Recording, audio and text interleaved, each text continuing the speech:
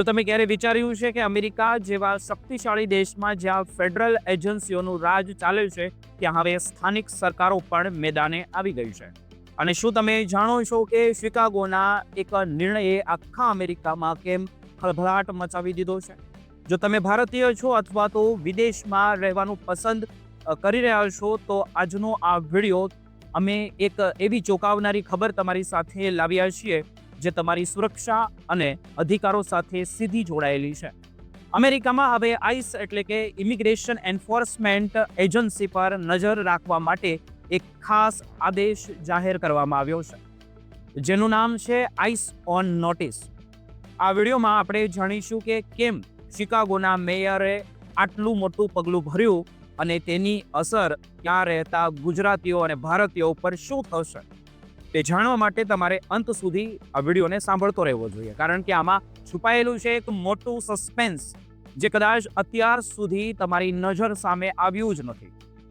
અમેરિકામાં ઇમિગ્રેશનના કાયદાઓ અત્યાર સુધી માત્ર કેન્દ્ર સરકારના હાથમાં હતા, પરંતુ હવે સમય એકદમ બદલાઈ રહ્યો છે અને શિકાગો શહેરમાં સૌથી મોટું ઉદાહરણ એ બનીને બહાર આવ્યું છે કે શિકાગોના મેયર બ્રાન્ડન જોન્સનને ગત 31 જાન્યુઆરીના રોજ એક ઐતિહાસિક એક્ઝિક્યુટિવ ઓર્ડર પર સહી કરી છે, જેને આઈસ ઓન નોટિસ નામ પણ આપવામાં આવ્યું છે. આ આદેશ સીધો શિકાગો પોલીસ વિભાગને સૂચના આપે છે કે જો ફેડરલ ઇમિગ્રેશન એજન્ટો કોઈ પણ રાજ્ય અથવા તો સ્થાનિક કાયદાનું ઉલ્લંઘન કરે તો પોલીસ તેમની પ્રવૃત્તિઓનું દસ્તાવેજીકરણ કરે અને જરૂર પડે તો તેમની સામે કાયદેસરની કાર્યવાહી પણ કરે.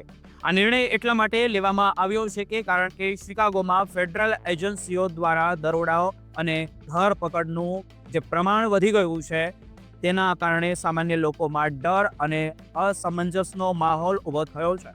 આ નવા કાયદા હેઠળ હવે શિકાગો પોલીસ ફેડરલ એજન્ટોના જે ગેરવર્તણૂકને નજરઅંદાજ નહીં કરી શકે અને જો કોઈ એજન્ટ ગંભીર ગુનાહિત પ્રવૃત્તિઓમાં સંડોવાયેલો જણાય તો તેના પર પુરાવા સીધા ક્રૂક કાઉન્ટી સ્ટેટ એટર્નીની ઓફિસમાં મોકલવામાં આવશે. આનો મુખ્ય હેતુ એ નથી કે ફેડરલ એજન્ટોને રોકવા, પરંતુ એ સુનિશ્ચિત કરવાનો છે કે કાયદાથી ઉપર કોઈ પણ નથી. પોલીસ હવે એવા એજન્ટોની ઓળખ કરશે જેઓ નિયમોનું ઉલ્લંઘન કરે છે અને તેમના બોડી કેમેરા ફૂટેજ પણ સુરક્ષિત રાખશે, જેથી ન્યાય મળી શકે.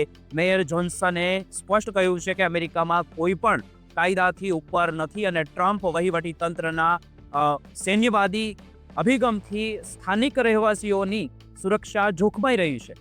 અગાઉ પણ મેયરે સરકારી મિલકતોને આઈસ ફ્રી ઝોન જાહેર કર્યા હતા, જેથી ત્યાં એજન્ટો ભેગા ન થઈ શકે. જોકે આ નિર્ણય સામે ફેડરલ સરકારે આકરી પ્રતિક્રિયા પણ આપી છે અને કહ્યું છે કે ઇમિગ્રેશન એજન્ટો માત્ર ખતરનાક ગુનેગારોને જ પકડી રહ્યા છે. આ બધી જ પરિસ્થિતિની વચ્ચે ભારતીય વિદ્યાર્થી, વર્કર્સ અને ગ્રીન કાર્ડ ધારકોએ ગભરાવાની જરૂર નથી, પરંતુ સાવચેત રહેવું ખૂબ જરૂરી છે.